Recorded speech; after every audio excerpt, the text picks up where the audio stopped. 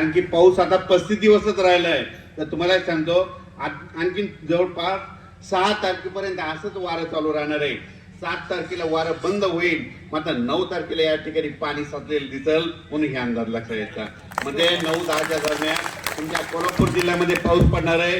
म्हणजे थोडा कमी प्रमाणात पाऊस आहे, पण त्याच्यानंतर तुम्हाला एक सांगू इच्छितो, खास करून कोल्हापूरच नाही तर तुमच्या पश्चिम महाराष्ट्र कोल्हापूर, पुणे, सातारा, सांगली, त्याच्यानंतर अहिल्यानगर, सोलापूर जिल्हा, बीड जिल्हा, जालना जिल्हा, परभणी जिल्हा, नांदेड जिल्हा, त्या संपूर्ण जिल्ह्यातल्या शेतकऱ्याला सांगू इच्छितो, तुमच्या खास करून टोपवासियांना सांगू इच्छितो, तुमच्याकडे ऊस असेल तर तुम्ही काय करा, 14 तारखेपर्यंत ऊसाला खतं टाकून ठेवा. कारण की तुमच्या ऊसाच्या सरीमध्ये पाणी साचल असा पाऊस पडणार आहे आणि 14 ते 20 तर या ठिकाणाहून मात्र चांगलं पाणी वाहणार आहे. म्हणून तुमच्या कोल्हापूरला 2019ला एकदा 23च्या दरम्यान एकदा पूर येणार होता. मी घरी बसल्या सांगितलं होतं, पण त्यावेळेस काय झालं, प्रसार माध्यम नव्हते, त्यांच्यामुळे मी तुमच्यापर्यंत पोहोचू शकलो नाही.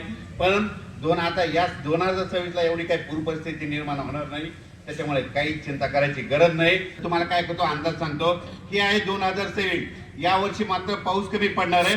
त्याच्यानंतर 27-28ला माझा खूप पाऊस पडणार आहे. त्याच्यानंतर 2029ला पुन्हा कमी पडणार आहे. 30-31ला परत जास्त पाऊस पडणार आहे.